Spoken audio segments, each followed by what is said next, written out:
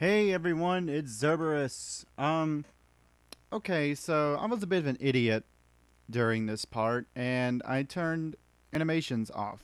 I can't remember the explicit reason why, but I did, and I forgot to turn them back on during the recording. So, I decided to talk about a few things since this video is going to be relatively quick. Around this part 5, the battle train, subway, whatever, starts to get really unfair. They start using legendaries left and right. They start busting out the most ridiculous friggin' sets I've ever seen, and it's just it's bad. It's utter crap. So from this point on, I may or may not be having to restart certain parts thanks to this. I am still going to try my best to do this all in one run, but honestly, it's going to be very difficult. I mean, I'm up against God knows what kinds of legendaries, excluding all the big guys like Mewtwo, Mew, Celebi, anyone like that. They're banned from this, but it still doesn't matter, and I'll tell you why. Because I've still seen crap like Regigigas show up. And you might be thinking, well, Regigigas, that's not that bad. His ability makes him suck. Well, you're half right. It doesn't matter that his attack and speed get halved for 5 turns at the start of the battle, because his other stats are so good that it makes up for it and allows him to just wall the ever-loving piss out of your team, and there's nothing you can do about it. Because, you know, they're using legendaries. Now, someone might counter and say, well, why don't you just use legendaries? Well, if you know me well enough, you'll know that I refuse to use legendaries for lots of reasons. Because 1, I don't think they take very much skill. 2, I don't care what tier you want to put them in. OU, Uber, underused, whatever. It doesn't matter. Legendaries are legendaries. And I'm not going to stoop to that level. I'm not going to stoop to using them. Because, frankly, I've beaten legendaries before without using legendary Pokemon. My Togekiss is a great example of that. It's taken down God knows how many Suicune and stuff like that from Zerbe users. And I'm about 80 to 90% sure it was probably Poke-saved. So there's that. Speaking of Poke-save, I am not using any Poke-saved Pokemon. Everyone I've been using, Tyrannus, Kamina, Porygon 2.0, the newcomer that's going to be showing up later in this run, Llyod, all of them have been 100% legitimately obtained and 100% legitimately raised and EV'd and such. Now, again, I refuse to use Poke-save Pokemon for the same reason why I refuse to use legendaries, because I feel it takes no skill, and you know, you're cheating yourself and you're cheating the game. How can you honestly call yourself a fan of the series when you're willing to stoop to that kind of low in order to just win, you know, everyday battles? Where's your sense of honor in that? So there's my stance on it. You can call me a moron for believing that. You can call me whatever you want for, you know, not agreeing with Poke-save in general. But that's just how I am. And nothing's going to change that. But yeah, see, up until this fight, I'm not speeding it up. Up until this fight, how many legendaries have we seen so far? Counting very easy on here. 4, 5? Let's see, there was Tornadus, there was friggin', I know there's a Moltres somewhere, maybe a Zapdos. Well, they haven't showed up yet, but take my word on it, they will. Let's see. There was no red. It was someone from Gen. It was someone else from Gen 1. Well, there's the Moltres, so case in point here. Legendaries, I can't stand them.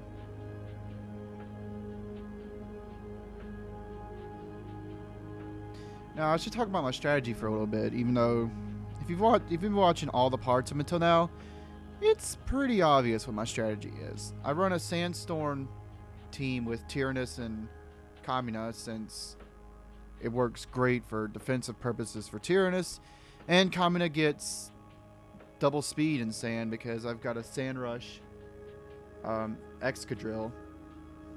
Now, I really should have made my Excadrill an adamant one. I went with Jolly thinking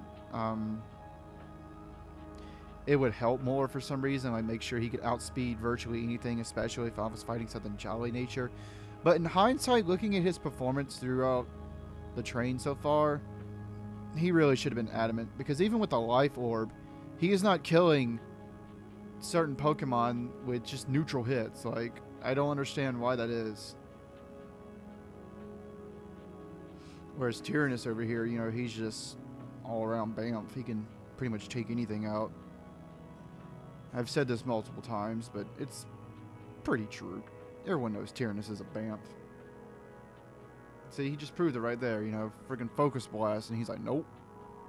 Been there, done that, lived it without Focus Sash. And speaking of that, around part 5, I started changing my items because, well, I noticed how much Tyrannus was getting murdered by, well, any kind of fighting move.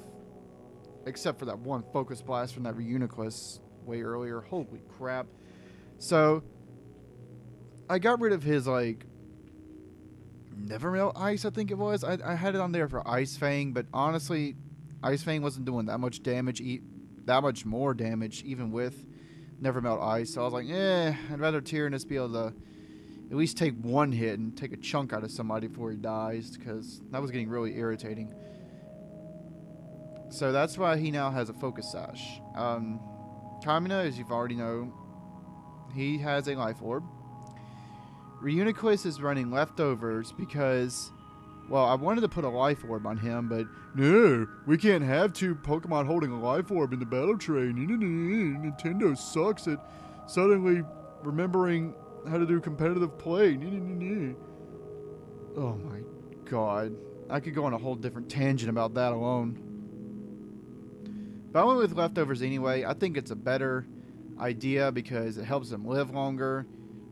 And I don't really care to have a status on him so he can't get statused because, well, the only thing I have to worry about is paralysis, honestly. Everything else is like, okay, whatever. And, I mean, Reuniclus is so slow that paralysis doesn't hurt him that much because, well, he's going to be going last most time anyway. I thought about bringing Beheeyem in so I could run a Trick Room with him, but I think for now, or at least for the rest of the train, I'm going to stick with Tyrannus, Kamina, and Llyod, because Porygon 2.0 is really useful, and he's really good because, as you might have guessed, he's an Eviolite Porygon 2, which means his defenses are absolutely crazy, except in this train, because his defensive stats aren't as good as they are when he's level 100.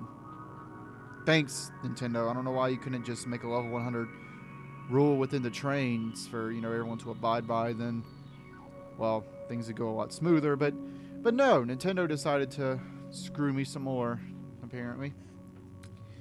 Let's see, who else? The other 2 members of my team that I have not brought in and may not be making an appearance. I'll honestly think about it. In fact, since not that many people are watching anyway, and, well, I don't really care, I'll tell y'all what. Let me know in the comments if you want me to switch out Llyod for someone, because I think I'm willing to do that for your sakes. The other 2 candidates you have to choose from are my Gardevoir, who is nicknamed Everheart, and my, who's the last one? Oh yeah, Togekiss with his Expert Belt, I believe. Although if I bring Togekiss in, I may switch Lloyd's Leftovers for his Expert Belt, because Expert Belt is nice, but I mean, Togekiss usually doesn't one-hit kill things to begin with unless they're like paper thin defense-wise, and or it's like 4 times effective, stuff like that. But yeah, if nobody says anything, I'll just stick with Tyrannus, Kamina and Llyod, because they're pretty much the big stars in my show.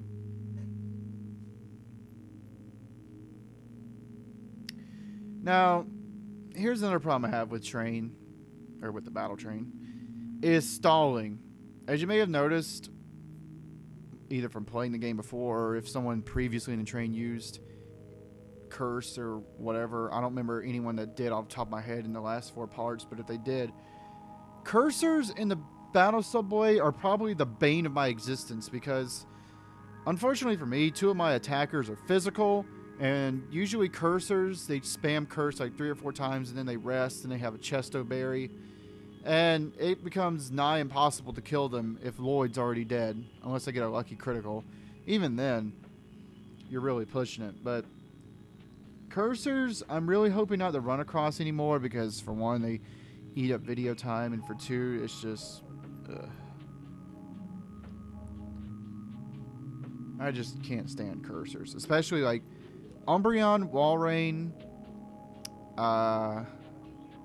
Gastrodon. Let's see, who else? Those are the big cursors I can think of off the top of my head. They gave me a lot of trouble. Gastrodon more so because, well, I really don't have anything to hit for super effective against him. Everything hits him for neutral. Oh, what else to discuss? Plans after I finish this 7-part run through. Well, as far as the channel goes, I would really like to upload more Pokemon battles. I said this back when I made the first video against Marmalady. But the problem that happened was when 5th Gen came out, Pokesave came into existence, and therefore became the bane of my existence in and of itself. Basically, I couldn't go anywhere without running into people who used Pokesave Pokemon because, well, they figured it took too long to legitimately breed to get these, perfect 31 IV Pokemon. So, why bother doing that when you can just, hack them in, perfect IVs, perfect stats. You don't have to grind them to level 100, stuff like that.